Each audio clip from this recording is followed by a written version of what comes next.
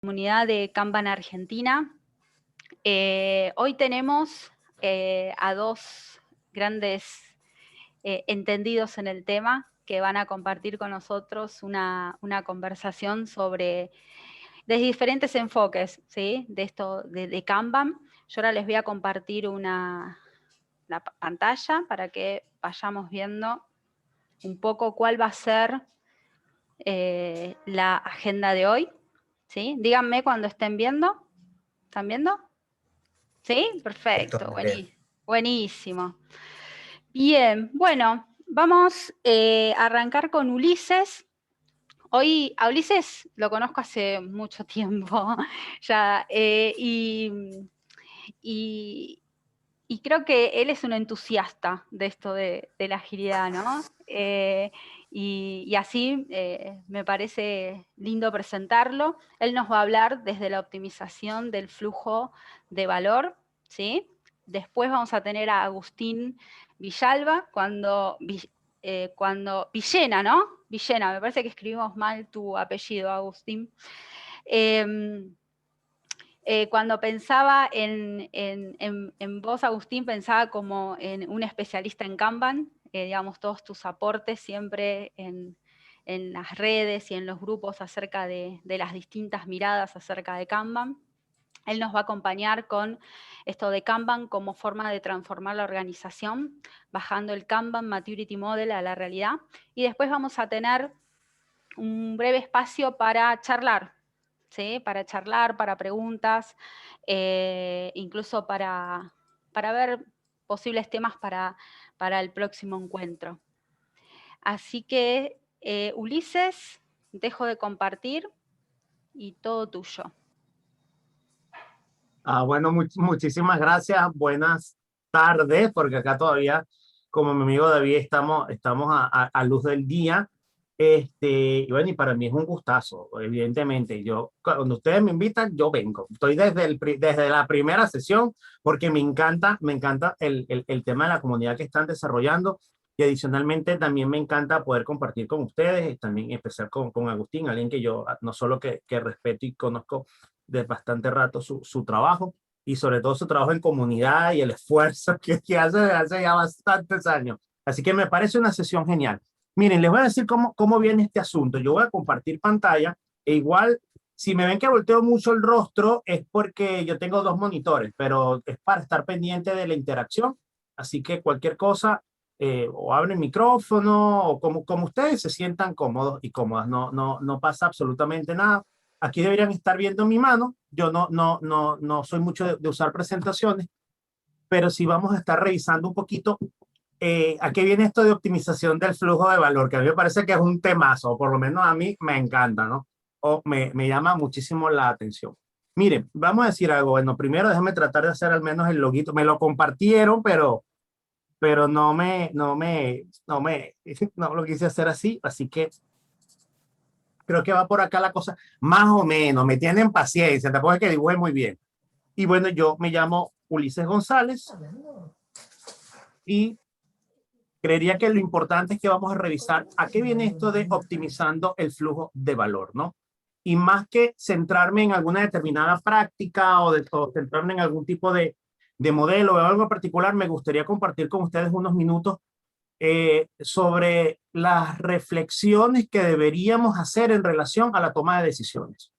¿Vale? Así que igual, como ustedes saben, me pueden interrumpir en cualquier momento, en cualquier instante y no pasa absolutamente nada.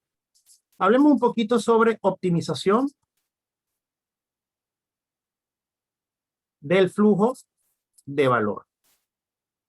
¿Y por qué me gustaría por lo menos detenerme en este momento en lo que significa este concepto o en lo que significa la optimización? Cuando hablamos de optimización, si nos ponemos de alguna manera o analizamos de alguna manera lo que significa optimizar, pudiésemos decir que se trata de buscar el mejor resultado posible. Que básicamente, independientemente desde donde estemos pensando, es por lo que de alguna u otra manera existen las jerarquías, existen las estructuras, existen los managers, existe cualquier cantidad de formas, roles, tamaños, colores. Eso ya queda al gusto del consumidor, pero independientemente de lo que sea, la optimización es algo que va a estar presente en prácticamente cualquier cosa de nuestras vidas. O sea, normalmente nosotros vamos a buscar el mejor resultado de algo que deseemos lograr. Ahora, no me voy a, tal vez voy a profundizar algo aquí un poquito, porque si ustedes se ponen a pensar, buscar el mejor resultado tendrá que ver mucho con contexto. Y ya cuando hablamos de contexto, bueno, ya ahí hay cuentos, cualquier cantidad de cuentos de terror y gustos. Desde lo simple, lo básico, hasta pasado por lo complicado, cruzándonos por lo complejo, inclusive llegando ya al caos y para muchos entendidos en la materia, hasta conceptos como aporético y confusión y todo lo demás. Pero independientemente de ello, va a haber un contexto sobre el cual nosotros tenemos que buscar ese famoso mejor resultado posible. Y ese contexto, dependiendo de lo que nosotros queramos lograr, nos va a llevar sencillamente a una constante toma de decisiones. Tengámoslo presente porque mucho del tema de optimización del flujo de valor va a tener que ver con el tema de las decisiones. Es decir, por lo menos en unos minutos, igual cualquiera de las chicas me ayuda, pero en el tiempo, pero esto lo vamos a estar revisando muy prontito. Cuando hablamos de flujo, esto es bastante interesante porque el concepto de flujo, al menos para mí, desde mi sesgo de ingeniería, hay dos palabras fundamentales o dos conceptos que siempre me van a estar resonando. Primero, el concepto de velocidad. Ojo, estoy hablando de velocidad desde un punto de vista del concepto físico. No estoy hablando ni de puntos, ni más puntos, no estoy hablando de nada de points. Aquí estoy hablando de, cuando me refiero a velocidad, o sea, distancia por unidad de tiempo. O sea, cuánto tarda algo en llegar a un sitio en términos de ratio, ya sea el ratio que corresponda, ¿no? Etapas, procesos, metros, longitudes, lo que sea. Así, de esa es la velocidad que yo me estoy refiriendo acá. Y por supuesto, nosotros sabremos reconocer el flujo cuando de alguna u otra manera sabemos que el flujo tiene la suficiente, me disculpan la palabra en inglés, smooth, o sea, como suavidad. O sea, uno sabe que está en estado de flujo cuando tú ves, por ejemplo, una pareja bailando salsa. No sé si ustedes se dan cuenta que todos podríamos en teoría bailar salsa, pero van a haber algunas personas que tú dices, vaya que bien baila. Bueno, igual sucede con los procesos. Ahora, todos de una u otra manera hacemos parte de procesos, pero tú vas a encontrar algunos procesos que tú dices, oye, esas fuerzas de fricción están a tope, es decir, las cosas cuestan mucho para ser alcanzadas. Entonces, la definición de flujo que me gustaría que te lleves de esta sesión es hasta qué punto la velocidad de lo que haces se mueve suavemente independientemente del entorno o el contexto en el que estés operando. A eso es a lo que me estoy refiriendo yo en términos de flujo, es decir, una magnitud que se puede medir y que de alguna u otra manera nos da una sensación de hasta qué punto puedo yo entregar unidades de valor. Pero me voy a quedar allí solo como revisando de qué va esta charla, ¿no? Y luego, no menos importante, me encantaría que revisemos un poquito lo que se denominaría valor. Porque valor puede tener muchas definiciones, sí, pero si de algo yo estoy bastante seguro, y recuerden, no tienen por qué estar de acuerdo conmigo en todo esto que les estoy diciendo, y no pasa absolutamente nada. El valor puede tener dos grandes condicionantes. Podemos tener un valor objetivo y evidentemente un componente subjetivo. Porque el valor de alguna u otra manera es una medida bastante reactiva. Se tiene que dar algo para yo poderlo de alguna manera valorar. Y si es preactivo, igual entonces es una esperanza de que suceda algo. Pero independientemente de esto, el valor lo pudiésemos definir como una interacción entre un grupo de personas o un equipo o una persona o una entidad y otra entidad que podemos denominar mercado, empresa, cualquiera, cliente, ponle el nombre que más te funcione en tu contexto, y va a ser una serie de transacciones que hasta que la transacción no se dé de este lado, que pueden estar sucediendo las ideas, serán hipótesis, serán sueños, serán deseos. De este lado del mundo, ahí tenemos dragones, hadas, toda la promesa de valor, todo lo que puede estar sucediendo en la mente de quien sea, pero cuando se da verdaderamente la transacción y hay una vuelta en esta transacción, podemos hablar de valor. Es decir, lo podemos medir en dólares, lo pudiésemos medir en moneda, lo pudiésemos medir en reputación, lo pudiésemos medir de cualquier cosa. Aquí lo que me interesa es que de esta palabra, fíjense que acabo de introducir otro concepto que es medir. porque no es lo que Ulises quiere, es lo que el mercado o quien sea que estemos transaccionando puede absorber y responda sobre esto, porque aquí hay un feedback. Y esto es bastante interesante porque medir, al igual que las decisiones, requieren una gestión.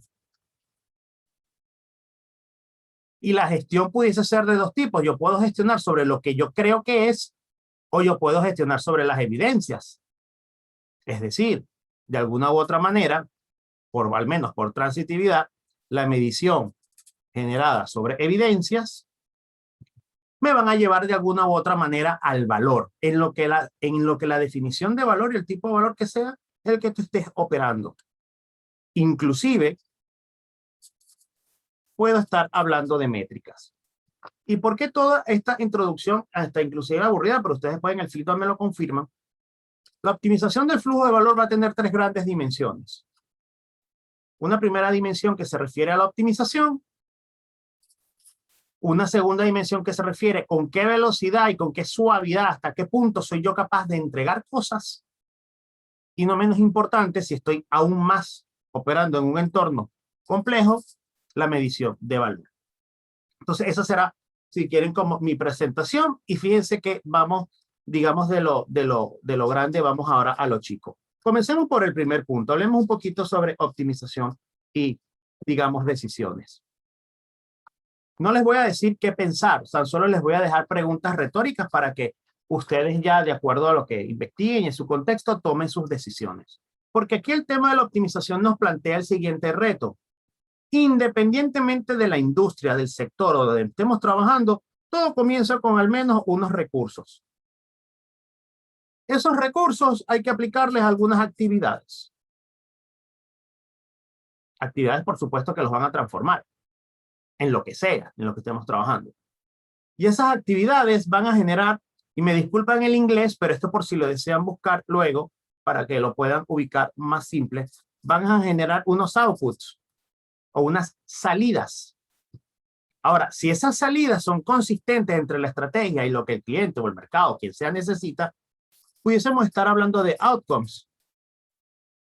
Y esos outcomes eventualmente generarán un impacto. Evidentemente, este modelo que yo les estoy mostrando acá no lo inventé yo, nada que ver, por supuesto. Este es un modelo de la gente de Kellogg Foundation que ha sido adaptado y hay muy buena bibliografía. ¿Por qué esto es importante o por qué ustedes creerían o yo les hago saber esto que me parece relevante? E igual estoy muy pendiente acá de lo que quieran preguntar, comentar o lo que consideren, digamos, de valor. Que hay que tomar una decisión y ustedes constantemente, o todos nosotros tenemos que estar constantemente tomando una decisión. Si usamos teoría del observador, la primera pregunta que yo te haría es la siguiente: ¿desde dónde estás tomando las decisiones? Porque si tus decisiones están enmarcadas en términos de recursos y actividades, probablemente te estás moviendo hacia eficiencia. Y yo no te voy a decir que la eficiencia sea mala o sea buena. O sea, la eficiencia es eficiencia. Uso los recursos en determinados parámetros, ya. Pero si probablemente tú estás mirando mucho más hacia outcome o hacia impacto, probablemente te estás moviendo hacia efectividad. Y estas son decisiones que yo entendería y que yo recomiendo que, como todo líder o toda líder que tiene que dirigir lo que quiera, tiene que tener presente. ¿Dónde están tus preguntas hoy en la actualidad? ¿Sobre qué estás preguntando? ¿Estás preguntando si la gente llegó a tiempo, si se van a la hora, si están trabajando 8 horas, 10 horas, 5 días a la semana, 7 días a la semana? ¿Qué estamos preguntando? Estamos preguntando en cuál es tu dedicación al proyecto: 10%, 20%, 30%, 100%.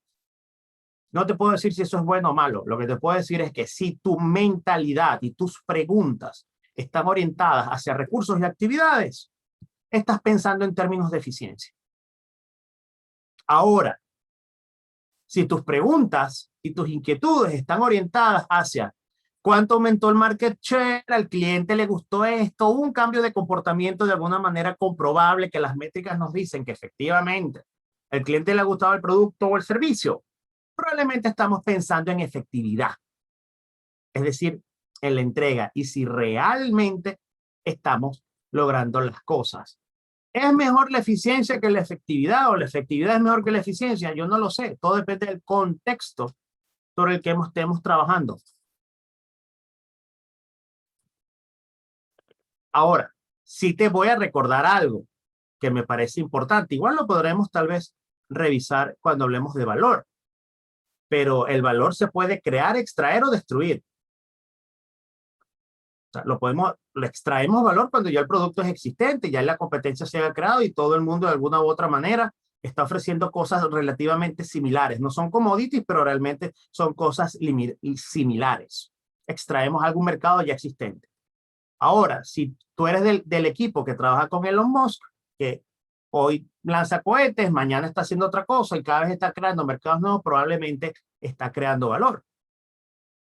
Aquí la pregunta o lo que te dejaría digamos, para tu reflexión o consideración es,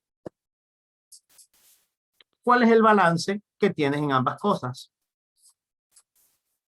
Yo no sé si, probablemente sí, en Argentina debe haber, en mi tierra, aquí en Panamá hay como una especie de cositas que hay que balancear. Un niñito se siente en una punta, el otro niñito se siente en la otra y empiezan a jugar balanceando las cosas. Eso va mucho de tema de flujo. ¿Hasta qué punto somos capaces de balancear entre eficiencia y efectividad?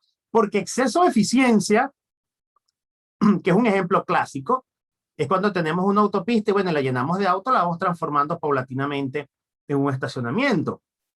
Pero si bajamos demasiado la utilización, entonces bueno, entraremos en un problema allí probablemente de ocio y de espacios que no se pueden aprovechar. Que ojo, tampoco tengo ningún tema contra el ocio, porque eso es otra pregunta que uno se pudiese hacer o que usualmente yo le hago a la gente con la que trabajo. Si todo el mundo está ocupado, bueno, ¿en qué momento la gente piensa, no? O en qué momento la gente cree idear cosas nuevas si siempre estamos ocupados.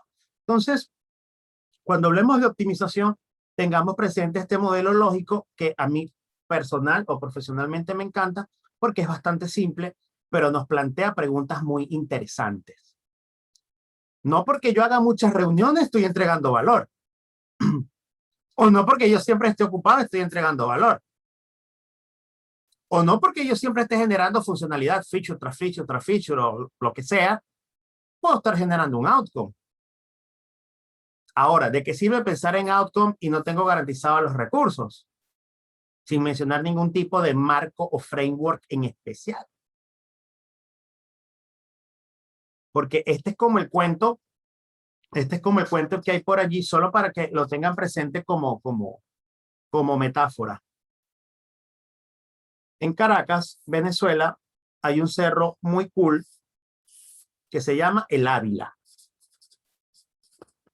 Que la gente que hace deporte usualmente lo sube. Yo no, pero sí lo he visto bastante. Por lo menos siempre le pasaba al lado, siempre le pasaba al Ávila por al lado. Una pregunta.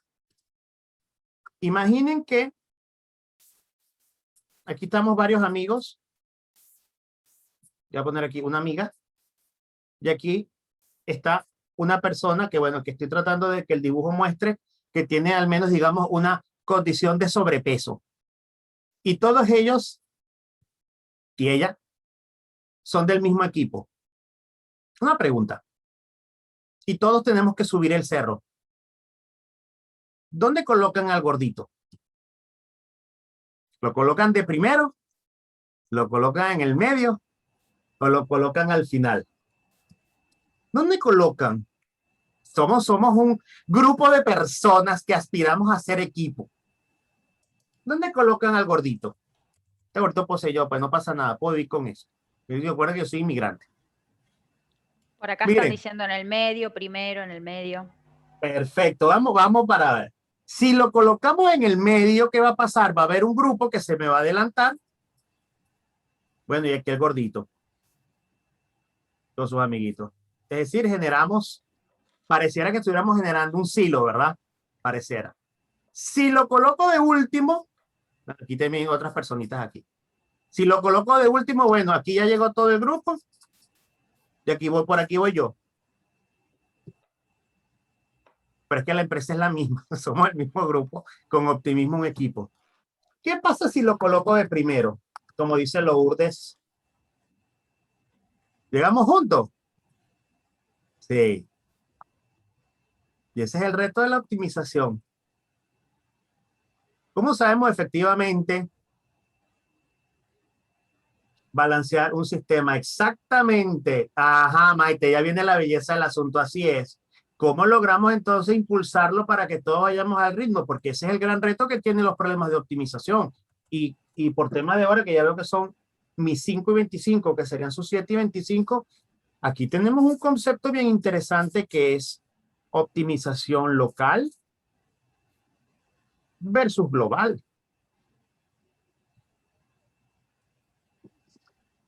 Esta sistémica no te la tiene por qué resolver ningún marco, framework, método. Esto es pensamiento de sistemas, más allá pero no sistema de computación, sino ver el todo, ¿no?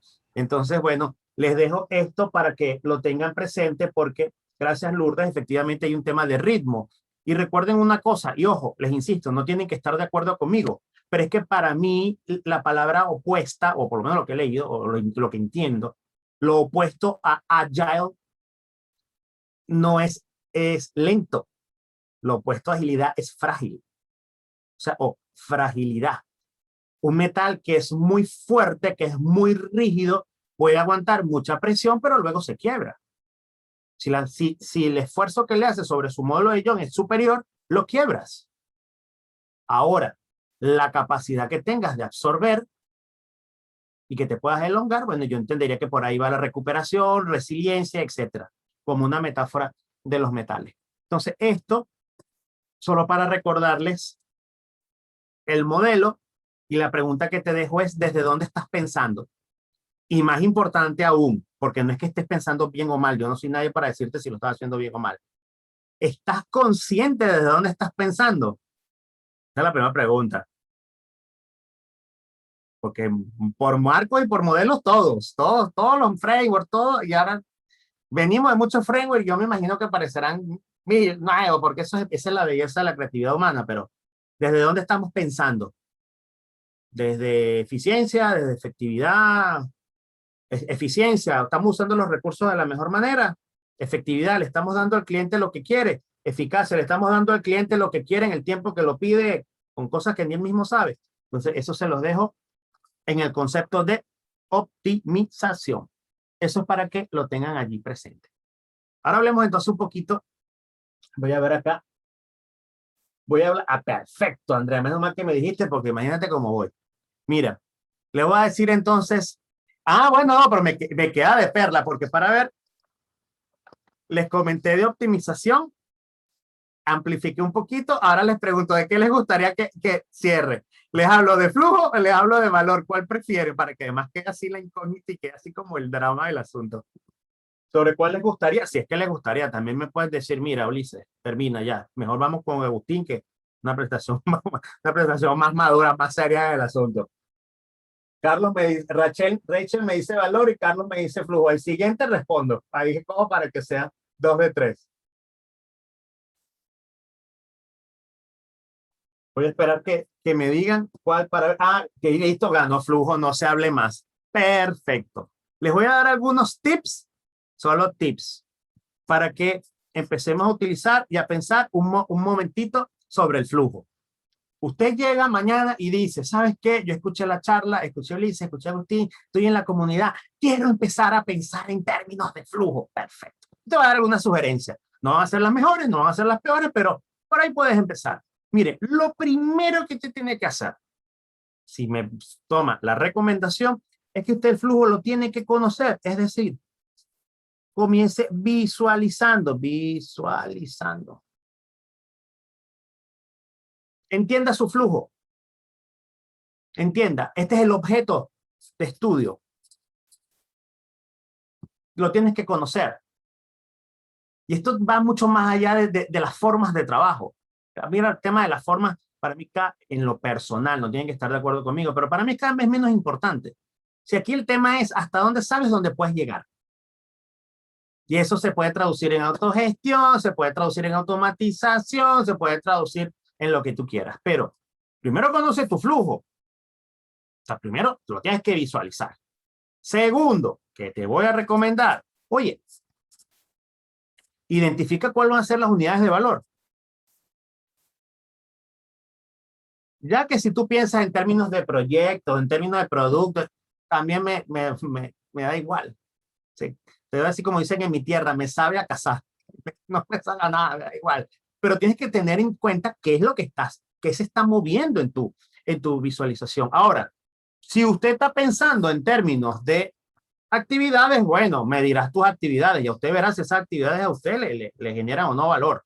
Ahora, si usted está hablando en términos de features, de funcionalidades, bueno, estará pensando en outputs. Ahora, si estamos pensando en términos de crecimiento, de market share, de tasa, no sé, de time to market, bueno, probablemente estaremos hablando de outputs, pero de que lo tiene que saber, lo tiene que saber. Eso son unidades de valor. Lo tercero y no menos importante, bueno, ¿dónde comienza esto y dónde termina? ¿Dónde comienza y dónde termina? Y les voy a dar el último dato para cerrar por tiempo.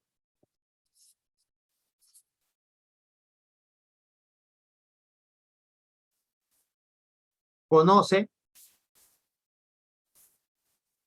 cuántas cosas hay en tu sistema. Esto lo puedes conocer como WIP. Aquí eso yo sé que ustedes lo tienen ultra claro, pero para darle más drama. Conoce cuántas cosas tienes iniciadas en tu sistema que aún no han concluido. Conoce. Yo no te voy a decir que lo reduzca, que lo aumente. Me es totalmente indiferente, pero lo que sí me parece relevante es que conozcas cuántas cosas estás atendiendo en tu sistema. Ya a partir de allí, ni te cuento las decisiones que se pueden tomar. Eso sí, no olvides, déjame ver por dónde lo tengo por aquí. No olvides esto que está acá. Es una estrategia porque constantemente es una toma de decisiones en función de la velocidad de entrega que tienes y de qué tantas fricciones tienes que vencer en tu sistema, siempre buscando el feedback para de alguna manera tener evidencias que te permitan, bien sea medir objetiva o subjetivamente, el valor. Entendiendo el valor como todo aquello transaccional que se puede generar entre las partes interesadas. Ya a partir de allí, ya bueno, usted decidirá si tal sistema tal, método tal, marco tal, lo que tú quieras. Así que para mí ha sido un gusto haber compartido con ustedes este espacio. E igual, bueno, si hay tiempo de preguntas, bien, y si no, igual me quedo aquí para escuchar la próxima intervención, ¿vale? Gracias, Ulises. Excelente. Sí, hay un tiempito para preguntas, así que si tienen algunas preguntas, pueden abrir micrófonos o poner por el chat como más les guste. ¿No hay preguntas? ¿No? Bueno, Ulises, súper interesante. Me quedo con esto del balance entre la eficiencia y la efectividad a algo tan actual como a la optimización del flujo de nuestras agendas diarias, ¿sí? De cuántas reuniones y sobre todo en este entorno virtual. Creo que lo que nos comentaste fue eso, muy del día a día, algo que lo podemos llevar a nuestro calendar. ¿Cuántas reuniones tengo y qué espacio de tiempo tengo para pensar en el valor? ¿No? Sin quizás tanto marco o tanto método detrás. Así que eso me pareció como espectacular. ¿Mm? Bueno, si no hay preguntas, vamos a Agustín. Voy a compartirles pantalla para que veamos cuál es la presentación de Agustín. Bueno, Agustín nos va a hablar sobre Kanban como forma de transformar la organización, ¿sí? Bajando el Kanban Maturity Model a la realidad. Bueno, Agus, todo tuyo.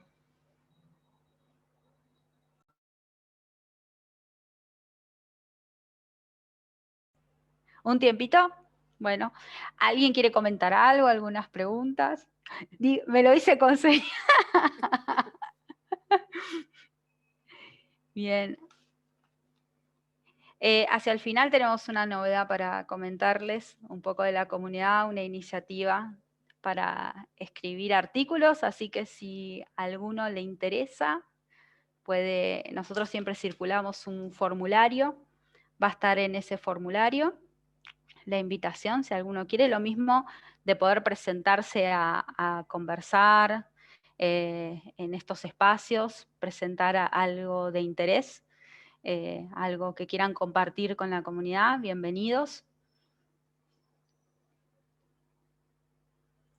Bien, por acá. Paso acá en el chat para que lo tengan a mano si quieren. Buenísimo. Y lo refresco Bien. en el chat de Telegram. Perfecto, ahí está el formulario. Es una forma de intercambio de información, digamos. Pueden inscribirse, por ahí si alguno tiene ganas de compartir o hablar algo de Kanban o de un tema relacionado y demás, bienvenido. Y lo mismo si por ahí tienen algún escrito, algún artículo o algo y lo quieren compartir y quieren que nosotros a su vez lo compartamos con en nuestras redes y demás. Bien. Agustín, ¿estamos? Sí, estamos. ¿Sí? Bueno, ahora sí. Bueno, muchas gracias por la invitación. Quiero saludar saludar al amigo Ulises, pero lo voy a saludar de nuevo porque tenemos el desafío, ¿cierto?, de tener el Ágiles allá en Panamá, ¿no? Vamos Así a tener es. que ir con traje de astronauta, parece, para poder... Yo me estoy vacunando por lo menos, así que vamos a ver si llegamos. ¿Ah? Yo voté por Panamá cuando estábamos la vez anterior. Así que, bueno, lo otro es invitarlos a los que están acá. Cuando hacemos una charla, mi señora es profesora, ¿ya? Y también es parte de mi equipo. Y una cosa que más echamos de menos es la presencialidad, ¿no? Este tema de la interacción con las personas. Entonces, a los que quieran, ¿ya? Porque esto no es una obligación, obviamente, todo esto es voluntario, les invitaría a poner su cámara, porque así me gustaría conversar con ustedes, más que hacer una charla, ¿ya? En ese sentido también los invito a tener los micrófonos abiertos también, porque si quieren hacer preguntas, por favor háganlas en el momento, ¿ok? Quiero que sea más un diálogo y que eso nos permita crecer a todos también de esta forma, ¿ya? Hace tiempo, bueno, primero estoy súper contento, esta es la primera contribución que puedo hacer a la comunidad Kanban de Argentina. Siempre he tenido una envidia, espero que sana, por la capacidad de organización de los hermanos argentinos en el tema de agilidad, y queremos que mucho de la comunidad ágil latinoamericana le debe al impulso de la comunidad argentina, ¿no? Entonces, así que ustedes siempre cuenten conmigo en lo que se puede hacer. Creo que ustedes son una inspiración para lo que nosotros hemos hecho en Chile. Desgraciadamente en Chile tenemos una comunidad mucho más dispersa, ¿ya? En algún momento hubo intereses comerciales que generaron una dispersión fuerte y no hemos tenido la fuerza que tiene una comunidad como la de ustedes, y esta capacidad de hacer este tipo de actividades de forma permanente, gente dedicando como voluntaria. Así que encantado. Bueno, y el tema de Kanban también, que me fascina. Es un tema que llevo 15 años trabajando en esto, así que por lo tanto es algo que me apasiona poder compartir con ustedes. A ver, primero, rapidito para entrar. ¿Sí? Por ahí está Carlos Peis escondido, o no sé si se arrancó por ahí, pero bueno, ya, si puede estar por ahí, No, salude. tengo ¿Ya? barba, por eso no me conoces, Ya, Agustín. porque Hola, quería Pame, saludar. ¿cómo estás, Pame? Hola, Carlito, ¿cómo estás? Ya, Muy bien. después traigo los perritos y a los hijos y cuando terminamos. Como muy familiar, como ustedes saben, ¿cierto? Ya, hablo rápido. Así que si alguien siente que hablo más rápido que lo que un chileno hace, por favor me da feedback, ¿eh? Eso me ayuda a mejorar. ¿Sí? Esta presentación va a quedar con licencia Creative Commons, ¿cierto? Disponible para que ustedes la puedan tener también. Además de la grabación que está haciendo ahora, también ahí le compartiré a los voluntarios para que ellos compartan los slides. ¿Ok? Bueno, presentación rápida. El 2002 comencé a trabajar en temas de agilidad. Hace ya, vamos a cumplir 20 años ya a esta altura. Poquito después del Manifiesto Ágil, comencé a meter las manos con un taller de agilidad en la Universidad de Chile, que es una de las universidades más importantes de acá. El 2007 fueron los primeros pasos en Kanban, buscando modelos más fluidos, que era el modelo clásico de sprint o de iteraciones que existía en ese tiempo, ¿ya? Ese mismo año fundamos la comunidad de Chile Ágil y en el 2008 tengo la suerte de conocer a la comunidad argentina cuando hicieron el Ágil en 2008, así que fue la primera, creo que fue la única vez que fui a una conferencia con corbata. Porque no sabía cómo era la comunidad, digamos, ¿ya? Acá en Chile también, tampoco no usamos corbata, pero bueno, creo que fue súper apasionante, digamos, estar ahí y ver esa gana, una excelente experiencia. Y siempre he tratado de participar desde entonces. Bueno, tengo una consultora, se llama Insight, somos 5 personas trabajando en ella. El 2002 me tocó ser uno de los primeros formados en Kanban Coaching Professional, ¿ya? Junto por David Anderson, y después, bueno, ahora último también apoyo es con el corazón de la agilidad de Alistair Cockburn, también somos parte de la academia que él está impulsando a nivel mundial, y bueno, la Academia Ágil, que es el lugar donde nosotros canalizamos nuestra formación. Esto que les voy a mostrar acá, podría ser que ustedes arranquen, ¿ya? Porque esta es la descripción más sencilla que logré encontrar del Kanban Maturity Model, ¿ok? Ha habido todo un esfuerzo de diseño, pero es increíblemente complejo, ¿cierto? Todo lo que se trató de condensar en este diagrama. Entonces, lo que busca esta presentación es como hacer una especie como de introducción, ¿cierto? ¿Qué es lo que plantea? Lo primero que voy a confesar es que yo también, cuando escuché el concepto de Maturity Model, habiendo sufrido lo que era el CMM en sus tiempos, ¿sí? el Capability Maturity Model y el CMMI, que era para informática, ¿cierto? Me sonaba mal, ¿ya? Me sonaba mal, porque decía, acá hay algo que no me gusta porque se va a imponer un formato dentro de las organizaciones y vamos a comenzar a discutir sobre cuál es más madura y otras cosas más. Creo que la experiencia, en particular de David Anderson, en particular y con Teodora Bocheva, que es la co-creadora, hizo que en realidad esto no pudiera saltarse estos problemas bastante bien, ¿ya? Si bien tuvo un cierto endorsement del CMMI como organización, creo que trata de ahorrarse varios de los defectos que tuvo el CMM en particular. Primero partiendo porque la misma filosofía de Kanban de hacer un cambio incremental. Entonces, en este diagrama, que probablemente no se entiende mucho, espero que al fin de la presentación ya tengan una visión un poquito más clara de cuál es el uso que uno le puede dar a esta herramienta. Primero, voy a mostrar otra mirada de lo que habló Ulises, ¿cierto? Ulises hablaba de esta optimización usando la historia del libro de la meta, ¿no? Del Herbie, que era el gordito de los scouts. Yo también fui scout, así que también me tocó tener gorditos, ¿ya? Y muchas veces se me quedaban a la cola, o sea, yo no sabía optimización de brujo en ese tiempo, ¿ok? Bueno, uno de los problemas que tenemos en ese tiempo, o sea, ahora, perdón, es que cuando uno concibe una organización, ¿cierto? Cuando tú la dibujas, la vas a dibujar de esta forma, ¿ya? La vas a dibujar como un organigrama. De hecho, pídele a cualquier persona que te dibuje su organización y te va a decir quién es el jefe, quién es que está por debajo, quién está como par. O sea, te va a dibujar la pirámide, ¿ok? Y los agilistas hemos tenido una historia bastante compleja con este diagrama. Agustín, ¿cierto? no estamos viendo Bien. tu pantalla, ¿eh? No, lo estás viendo.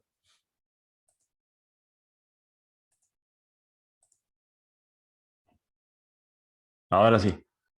Ya, entonces, ahora entiendo por qué no me contestaba preguntar lo de la cámara Maturity Model. Para la grabación acá vamos a cortar, ¿eh? Así que yo voy a hacer una señal aquí, ¿ok? Y vamos a volver al anterior. Ya, ahí sí. Este es el... Ya, ¿qué les parece este diagrama que explica el Kanban Maturity Model? Es clarito, ¿no? ¿Ya? Hiper complejo, ¿no? O sea, esa es la realidad. Entonces, lo que les decía yo era que cuando uno tiene esta herramienta de buenas a primeras, la ve por primera vez, asusta, ¿cierto? Por la complejidad que tiene. Y además que el Kanban Maturity Model, ¿cierto?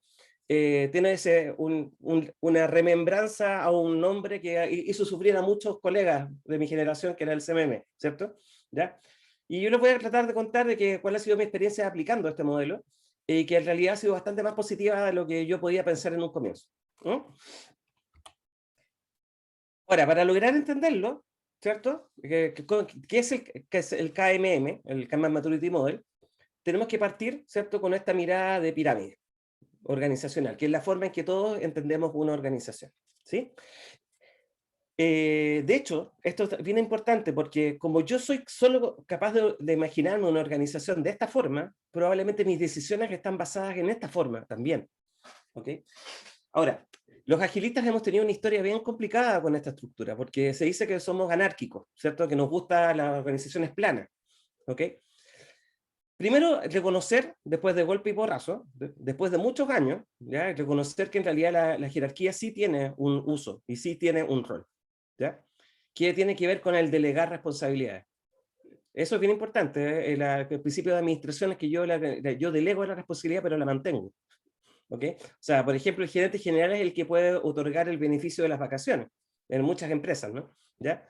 Pero yo delego eso a los jefes de equipo, pero sigo siendo como representante legal el que estoy otorgando eso. Yo lo que hice fue delegar un rol, ¿ya? Eso pasa porque en algunos países tenemos ciertas autoridades que dicen que son las instituciones las que fallan y no ellos. Y sucede que en realidad un primer principio de administración es que en realidad la cabeza sigue siendo la responsable. Esto tiene sentido cuando tienes organizaciones de cierto tamaño para arriba, ¿no? ¿Cierto? Los que han mirado los números de Dunbar, ¿cierto? Dicen que, oye, tenemos un equipo del torno a 8 o 15 personas, lo que podemos llamarle una tribu pequeña, y puede llegar a 150 para administrar varias tribus, pero después de eso necesitas una estructura más grande. Es una forma de gestionar, es como los seres humanos aprendimos a gestionarnos en los últimos siglos, ¿cierto? El mayor representante de esto es justamente el modelo Ford, ¿cierto? Que establece, ¿cierto?, especialistas en cada uno de estas ramas del árbol, ¿no?, jerárquico. El problema que tenemos con esta estructura, ¿ya?, actualmente no es que exista, porque tiene que existir, ¿ya? Es algo que ayuda cuando se aplica bien. Lo malo es que regularmente las decisiones se toman también siguiendo esta estructura, ¿cierto? Y todos sabemos qué efectos producen estos hilos organizacionales, ¿no? ¿Cierto? Que en realidad es la problemática clásica de que esto no es mi problema, ¿cierto? O he escuchado mucha gente de tecnología decirle a la gente comercial, no puedo ayudarte con tu cliente. Pero si la gente de tecnología ese también es su cliente, pero no lo sienta así, ¿cierto? Entonces, esa es parte de la problemática que tenemos. Tenemos lenguajes dispares, tenemos sensación de propiedad dispares, ¿ya? Y tenemos que, es decir, no es posible también concebir la organización de otra forma. Y acá hay un tema que es relevante, ¿ya? Que yo diría que es como la cuña de donde parte el método Kanban, que es decir lo siguiente. Que en realidad la organización, y esto en realidad viene de Lean, ¿ya?, desde las raíces de Kanban, ¿ya?, que hay un cierto flujo, o ciertos flujos que son transversales a esta pirámide, y que son esenciales de administrar. ¿Y por qué es así? Porque en realidad nuestra existencia como organización depende de cómo nosotros atendemos a los clientes de la organización, ¿cierto? Si estamos en el sector público y soy un ministerio de salud, ¿cierto?, lo que tengo que encargarme es que la gente esté sana, ¿cierto? Y la gente esté en buena, o atenderlos y entregarles las herramientas para, ¿cierto?, estar mejor en una pandemia, para tomar buenas decisiones. Eso todo tiene que ver con, ¿cierto?, con que el ciudadano, ¿cierto?, sea bien atendido por esta estructura. En el caso de las empresas privadas, de que estemos, ¿cierto?, entregándole a las personas, ¿cierto?, una buena respuesta a sus necesidades con un buen servicio o producto, ¿ok? Eso es lo que realmente explica la existencia de la organización. Acá hay algo importante que hacer. Este flujo existe, pero la gente no lo conoce. Y es algo bien curioso. Regularmente funciona, pero funciona a los tumbos, como se dice acá en Latinoamérica, ¿cierto? ¿Ya? Funciona mal. ¿Por qué? Porque nos damos cuenta de que cada gente, como está mirándose al propio ombligo, no está mirando, ¿cierto?, a cuál es el beneficio que tenemos que entregar como organización. La primera pregunta que yo le hago a los gerentes de organización, ¿cierto?, son los primeros que tenemos que tratar de abrirles la mirada, es decir, ¿qué área puede entregarle valor directamente a los clientes, ¿cierto?, o a los ciudadanos, en el caso del sector público? Y en realidad la respuesta es que probablemente es ninguna. Todas necesitan de las otras, ¿cierto? Ya. Y ahí viene otro punto importante. ¿Cuánto tiempo dedicamos a gestionar y mejorar este flujo? Y ahí nos vamos a encontrar con una problemática. A ver, ustedes, acá me gustaría poder escucharlos un poquito. ¿Ustedes qué experiencia tienen de esto? Haciendo la gestión explícita que cruza las gerencias de las organizaciones. ¿Cuánto tiempo le dedica una organización normal a esto? Por favor, abro el micrófono para el que quiera hablar.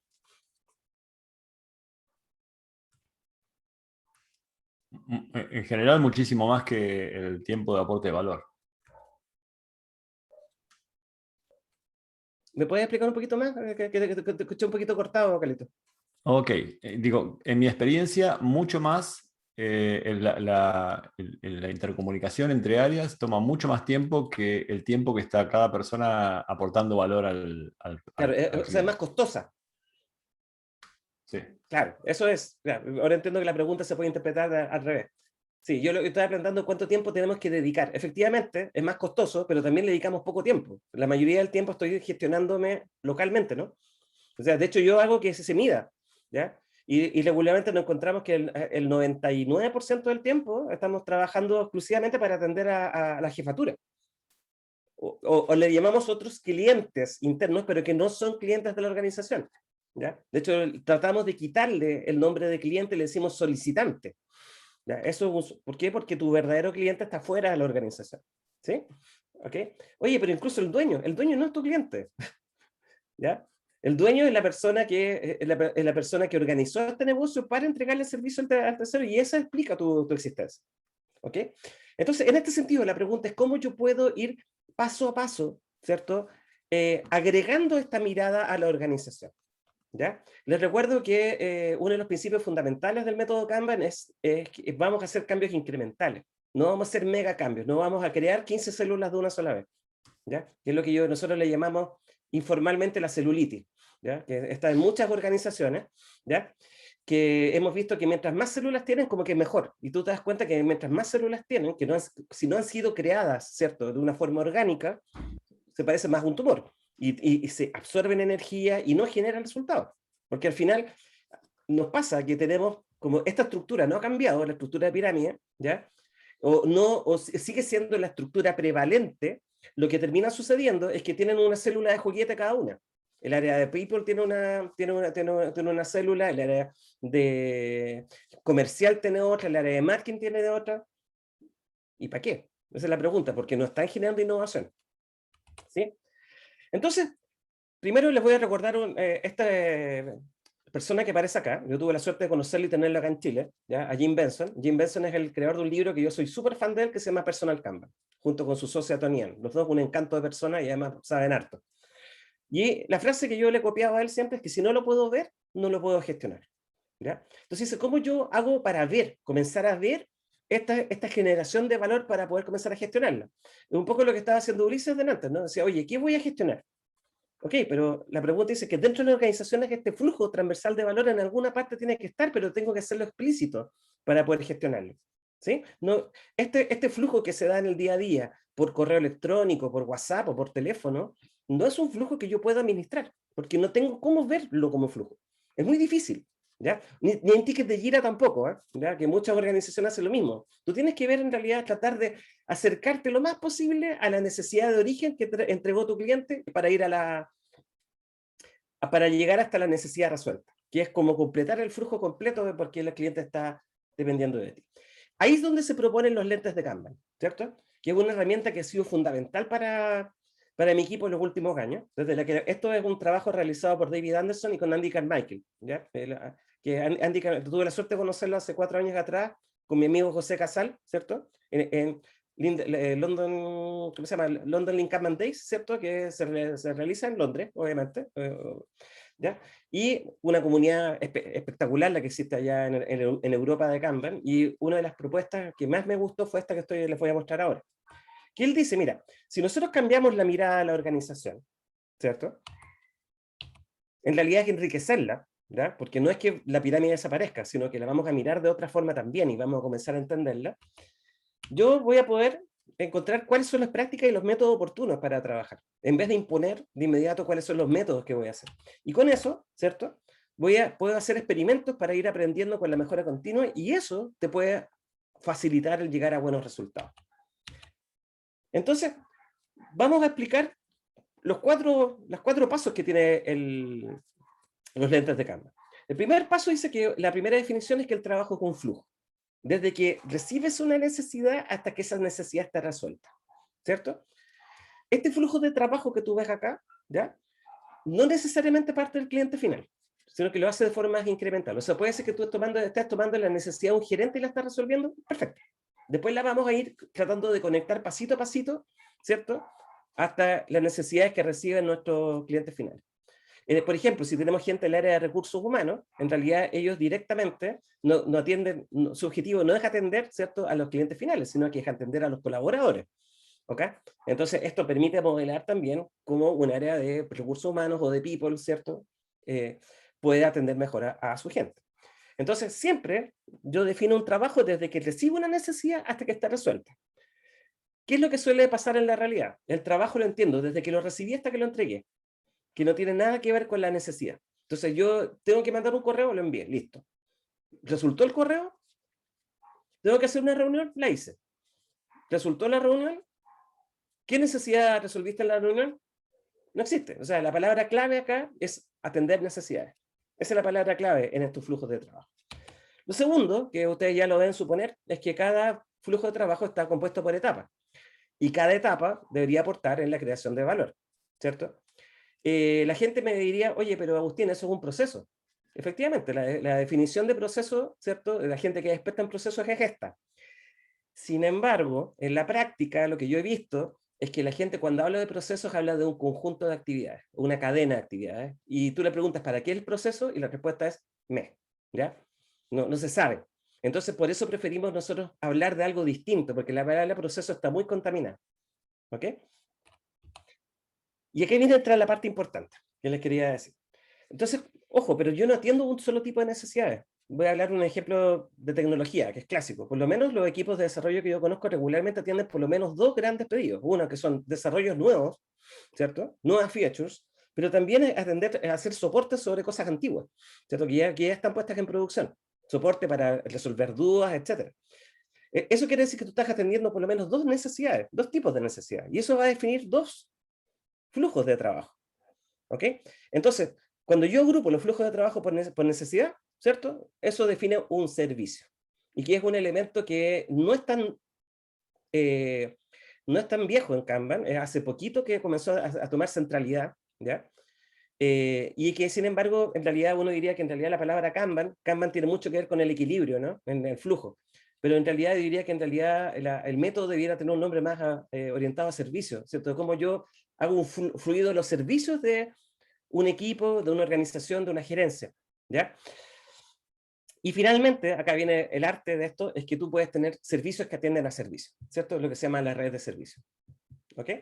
Y eso te dice que yo puedo ordenar el flujo de tal forma, ¿cierto? En que tengo algunos servicios internos que no atienden directamente, pero sí se pueden conectar con servicios de afuera. El arte de poder conectar, ¿cierto?, estos flujos es que lo que uno conoce cuando un tablero Kanban, yo un papelito acá lo puedo derivar a otro, ¿cierto? O sea, ayúdame con esto, ¿cierto? Eso es la primera vez que me tocó hacerlo, fue el año 2009. Y yo pensé que estaba rompiendo una regla porque nunca lo había visto. Después descubrí que en realidad de eso se trataba todo esto. No era hacer un tablero, sino que era tratar de organizar servicios, ¿cierto? Que es justamente lo que les estoy mostrando ahora. ¿Cómo esto se puede llevar a la práctica? ¿Ya? Una técnica que yo he usado es usar una vieja táctica que de hecho está creada por Ken Beck, creador de Extreme Programming, ¿cierto? Y Ward Cunningham, que es uno de los amigos de todo este mundo ágil, ¿cierto? Un gran valor, que creó una técnica que se llama las tarjetas clase responsabilidad colaborador, o tarjetas CRC, donde tú defines en una tarjeta el nombre de la clase, ¿cierto? Puedes poner cuál es la responsabilidad y con quién colabora. Fíjense que los servicios funcionan exactamente de la misma forma. Yo puedo decir que acá hay un servicio, por ejemplo, el servicio de pago de remuneraciones, ¿cierto? ¿Cuáles son las responsabilidades? Las responsabilidades son dos. Una es ejecutar el pago calcular y ejecutar el pago para los trabajadores y además reportar, ¿cierto?, hacia el área de finanzas cómo está el estado de pago, ¿ok? Para saber cuánta deuda tiene, cuánto no va a pagar, etc. Y tú vas a tener dos colaboradores acá. Vas a tener por un lado la persona al cual recibe el pago, ¿cierto? Y vas a tener por otro lado el área de finanzas que vamos a reportar. Este mismo modelo, yo aplicándolo con tecnología, con baja tecnología, con cartulina y post-it, ¿cierto? Lo he usado para modelar organizaciones, ¿ya? Para entender cuáles son los roles que tiene cada equipo y tratar de sacar un mapa como el que están viendo acá, ¿ya? Que esto podría ser cuáles son los servicios que estamos entregando. Este es un caso, un típica típica atención de una empresa que entrega servicios informáticos a un tercero, ¿ya? Entonces tienes un área comercial que hace la venta, tienes los Key Account Managers, los famosos CAM, que se usan en muchas organizaciones que mantienen la cuenta, tienes una mesa de servicios que está resolviendo problemas de usuarios, acá tienes la interacción con la empresa cliente, ¿cierto? Que tiene distintas responsabilidades. Entonces tú podrías decir que detrás de cada uno de estos hay un tablero. Y esos tableros, ¿cierto? Pueden derivarse tareas. Por ejemplo, cuando la mesa de servicio encuentra algo que no existe, dentro de lo que el cliente tiene contratado, lo puede derivar al CAM, ¿cierto? Para que lo negocie. Oye, ¿te gustaría tener este nuevo servicio? ¿Cierto? Y si la gente dice que sí, bueno, entonces el CAM se lo deriva a la gente de ventas para que venda. ¿Ya? Esto es un ejemplo clásico que muchos de ustedes habrán visto en empresas que entregan servicios informáticos. Ya, entonces la pregunta es, ¿qué tiene que ver esto con Kanban Maturity Model? ¿Ya? Primero, fíjense que hay una parte de Kanban que les hablé de equilibrio que no estaba, ¿cierto?, en la definición de los lentes de Kanban. Después una vez que nosotros tenemos la mirada orientada a servicios, yo me preocupo de que yo equilibre la demanda, ¿cierto? ¿Ya? La oferta con la demanda, ¿cierto? Lo que a mí me llega como pedido con lo que yo puedo entregar, ¿cierto? Ese equilibrio, ¿cierto?, es lo que busca estos sistemas Just in Time o el sistema Kanban, de donde saca su nombre, ¿cierto?, el método.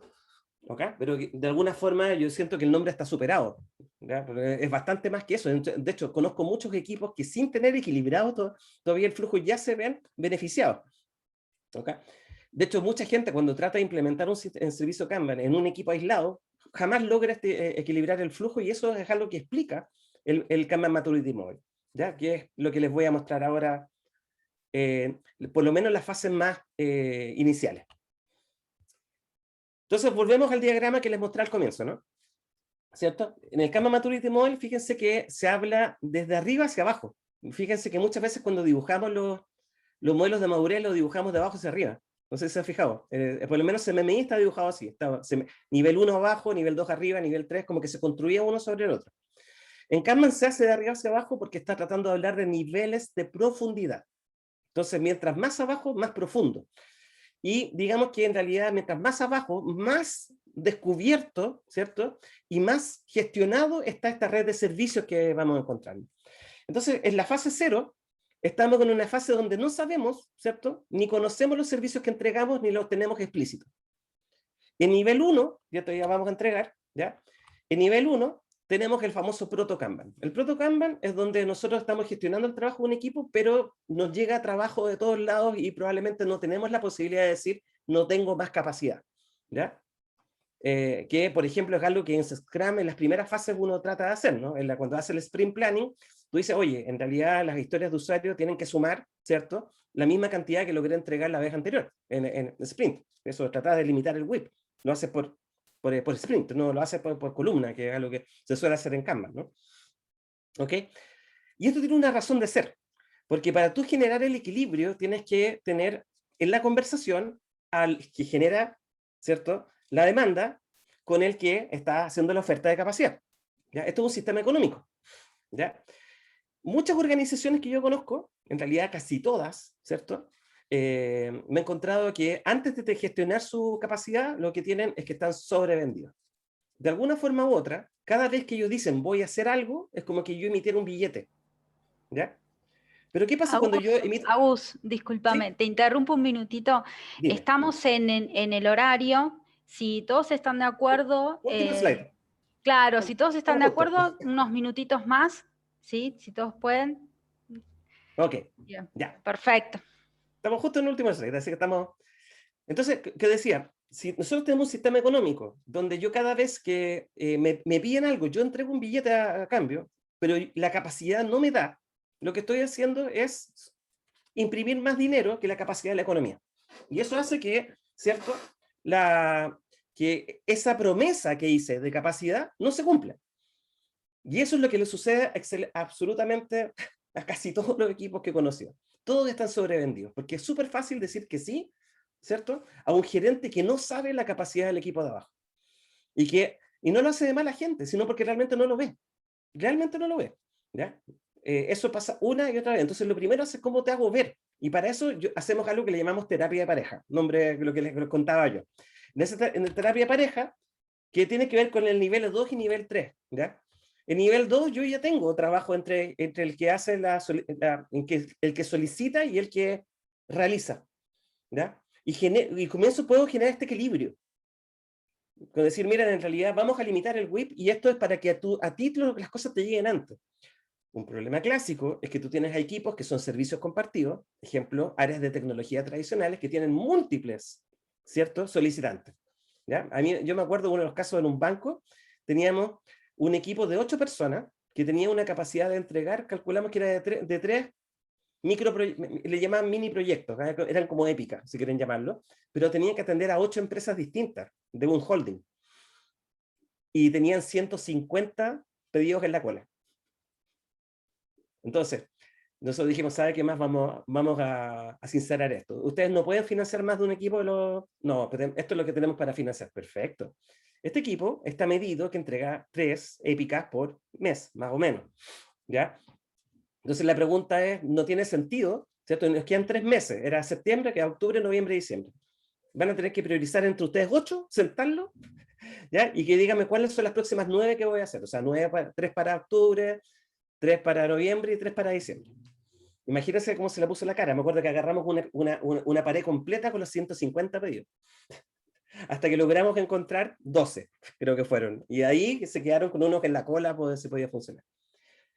Bueno, al lograr limitar el WIP, logramos que el equipo entregara mucho más de lo que estaba haciendo originalmente, que es algo que suele pasar. Disminuyes los cambios de contexto, ¿cierto? Incluyes el picoteo y logras aumentar. El equipo creo que logró llegar a 5 entregables por mes. Entonces logró 15 pedidos en 3 años. Y obviamente fue un éxito, etc. Pero tenía que ver con lograr este nivel 3 de madurez. ¿Okay? Hay niveles más profundos. Como mi objetivo era llegar a esta fase, yo digo, mira, en realidad, si quieres saber más, esto se ve con un poquito más de detalle en el curso KMP2, el Kanban Management Professional, que varios colegas lo ofrecen, ¿ya? Y también hay un curso de Kanban Maturity Model, que lo entrega creo que la propia Teodora, y lo hace en español. Ella es rusa, pero vive en España, así que también les abro un poco la puerta a eso, que está re interesante aprender. Ya, ahí eso era el objetivo de la charla y creo que me pasé un minuto, así que vamos. Bueno, gracias. ¿Preguntas para Agustín? Ahí fueron, vi una O por comentarios, o feedback. O comentarios, feedback, sí. Hay una que vi que surgió por ahí de Javier, que son, ¿las células son los nuevos silos? Surgió esa... Las células son los nuevos silos. Ya. Como pregunta, ¿no? Depende cómo creaste la célula. O sea, si la célula, estas células de innovación, las crearon como un juguete para cada uno de los gerentes, o sea, las células pueden reflejar silos. Cuando tú creas una célula usando la filosofía del Scrum japonés, ¿no? del origen, antes incluso que el Scrum norteamericano, ¿ya? Tú sabías que en realidad lo que busca es generar un equipo multidisciplinario que sea autónomo. Y autónomo quiere decir que tiene 2 autonomías. La primera autonomía es know-how, o sea, que tengas todos los especialistas necesarios para poder tomar la decisión, ¿ya? Y poder avanzar y poder co-crear, ¿ya? Entonces, muchas veces las células no tienen esa característica, ¿ya? De hecho, a mí lo que no me gusta de la forma de implementar Scrum normalmente es que regularmente tenemos puros ingenieros, puros informáticos, y eso cree que es un equipo multidisciplinario, y no lo es. Es que tenemos a alguien de QA y alguien de UX. Sí, pero ¿y dónde está la gente de operaciones? ¿Dónde está el tipo de experto en finanzas? ¿Dónde está el tipo? O sea, necesitas equipos multidisciplinarios, que es lo que se encontró como patrón de éxito en el paper original, ¿ya? Pero como llegó la receta que decía que tenemos que tener un Scrum autónomo, un Scrum Master y un equipo de desarrollo, la gente dice, bueno, desarrollo ingeniero, y listo. Y esos son los ejemplos que hay. Entonces digo, bueno, ahí también hay que ir un poco a la raíz. Ayer me tocó dar una charla hablando de esto, así que si les interesa les puedo compartir después justamente cómo tú puedes enriquecer Scrum con Kanban. Kanban ahí funciona, y sobre cómo eso tú también puedes potenciar el impacto, ¿cierto?, de lo que tú generes usando ciertos modelos Lean para los Product Owners. Bien, ahí Carlos está levantando la mano, si le parece. Carlos, ¿podés abrir el micrófono? Ahí. Sí, gracias, Andrea. Agustín, tengo una pregunta para Agustín. Comenzaste explicando que lo que hay que hacer es mapear los flujos, las relaciones entre servicios, y visualizar el aporte de valor entre algunos servicios internos y los servicios que están directamente impactando al cliente. Y al final hablaste sobre células autónomas, digamos, ¿no? Con autonomía de conocimiento y autonomía Sí. de capacidad de aportar valor por sí mismas, o células o grupos. Sí. ¿En qué momento te solés replantearte el cambio de la estructura? Es decir, si yo encuentro que tengo consistentemente un aporte de valor interactuando 3 o 4 áreas de la organización, prestándose servicios entre ellas, ¿en qué momento tomás la decisión o evaluás hacer un nuevo corte, un área que tenga dentro todo lo necesario para aportar valor de punta a punta y no depender de servicios externos? Ya. Carlos tocó un punto que es súper importante. Creo que en el Kanban Maturity Model también está más o menos planteado, ¿no? Fíjense que yo diría, a ver, si usamos el KMM, probablemente tú vas a estar del nivel 3 hacia abajo, ¿ya? ¿Por qué voy a explicar esto? Porque cuando tienes que tener data primero antes de tomar decisiones. La crítica a la celulitis no es porque se creen células, la crítica es porque estamos poniendo una estructura sin entender cómo fluye el valor primero, ¿ya? Es como hacer un tratamiento sobre un enfermo sin haberlo diagnosticado. ¿Ok? Entonces, ahora, cuando tú tienes el diagnóstico, además otra cosa, que el diagnóstico también necesariamente es incremental. O sea, tú no vas a sentar a toda la organización, no sé, pues son 500 personas, a sentar a dibujar todos los flujos de valor y comenzar a trabajar antes de hacer modificaciones. Eso no va a pasar en ninguna parte. Lo que uno hace regularmente es que este cambio parte como un equipo pequeño, y este equipo pequeño trata de comenzar a conectar sus servicios y a tener esta mirada que comience a generar como raíces en el resto de la organización, y a partir de eso comenzar a transformar. Y ahí me ha pasado que las nuevas estructuras comienzan a suceder cuando en el equipo gerencial comienza a tener esta mirada.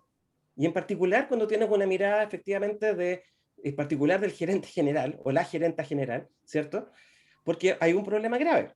Fíjense que en la estructura tradicional, a ver, al gerente general le interesa que nosotros tenemos un dicho, que dice que al gerente general le interesa que la cosa ande bien y la cosa ande sola. Ojalá que yo les di las órdenes, háganlo. Es un poco la mirada.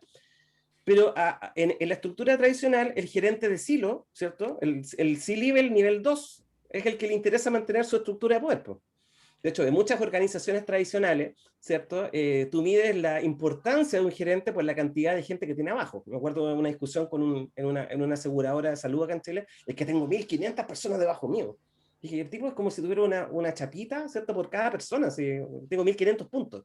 Le gané al otro. Entonces, hay un tema cultural no menor en ese sentido. Si tú logras tener un equipo que realmente comience a orientarse hacia el propósito, ¿ya? Tú vas a poder tomar las decisiones de diseño necesarias para comenzar a hacer más fluido el trabajo. ¿Okay?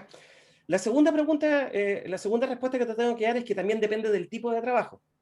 Hay cierto trabajo, ¿cierto? Que es un trabajo, llámalo predictivo, ¿cierto? Un trabajo que, por ejemplo, cuando yo tengo que procesar una solicitud de crédito hipotecario, uno diría que cada vez que yo entrego los mismos antecedentes, ¿cierto? Yo debería tener la misma respuesta del banco, ¿no? ¿Cierto? No, eso debería ser predictivo, o sea, no debería ser que pase por el ojo de la persona que esté. Esos sistemas predictivos probablemente no son buenos candidatos a estructuras multidisciplinarias. ¿Por qué? Porque en realidad siguen un flujo, siguen una receta. ¿Cuáles son los mejores candidatos a la estructura multidisciplinaria? Los proyectos de innovación, que es justamente donde nace esta idea de la célula multidisciplinaria en el Scrum japonés, ¿cierto? Cuando ellos dicen, oye, en realidad, para proyectos de innovación es bueno tener un equipo que tenga una múltiple mirada para expandirse, ¿no? O para proyectos de digitalización, ¿cierto? Mucha de la transformación digital también consiste en que ese trabajo predictivo sea, ¿cierto?, automatizado, ¿cierto? Y las personas están dejando de estar haciendo trabajo predictivo y comienzan a hacer un trabajo más heurístico, más exploratorio, ¿sí? Entonces, también pasa que en esa evolución también tiene que haber un aumento de conciencia de la gente de cómo se produce el trabajo, ¿ok? Entonces, a ver, ojo, no todo el trabajo predictivo necesariamente tiene que ser automatizado. De repente podrá ser muy predictivo, pero la gente igual prefiere, ¿cierto?, la atención de las personas, ¿cierto? Me acuerdo una discusión con este mismo banco que les contaba yo. Decían, oye, pero en realidad tú como ejecutivo de pyme no quieres tener relación con el banco. Digo, pero sí, a ver, si yo he logrado tener, por ejemplo, ahorré por primera vez en mi vida $50.000 en un año. yo lo que quiero es que alguien me dé una asesoría y me diga qué hacer con ese dinero.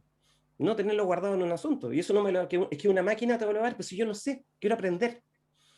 Y ahí creo que existe la falta de oportunidad de cómo, ¿cierto? En procesos que aunque no son tan innovadores, ¿cierto? Se genere esa atención que uno necesita. ¿Ok? Bien, muchas gracias, Agus.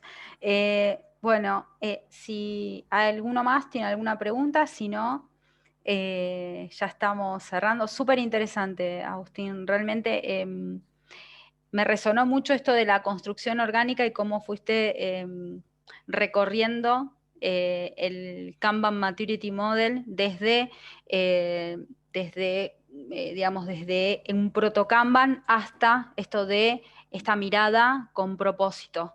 Me parece que eso fue súper interesante y sobre todo el hincapié en la construcción orgánica y que no sea un maquillaje, ¿no? Así que desde ese lugar me pareció súper. Muchísimas gracias. Gracias a ti, Andrea, por el...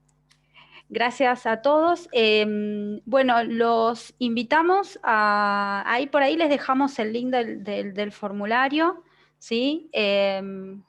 Todos bienvenidos las veces que quieran presentar un tema, quieran generar iniciativas, ¿sí?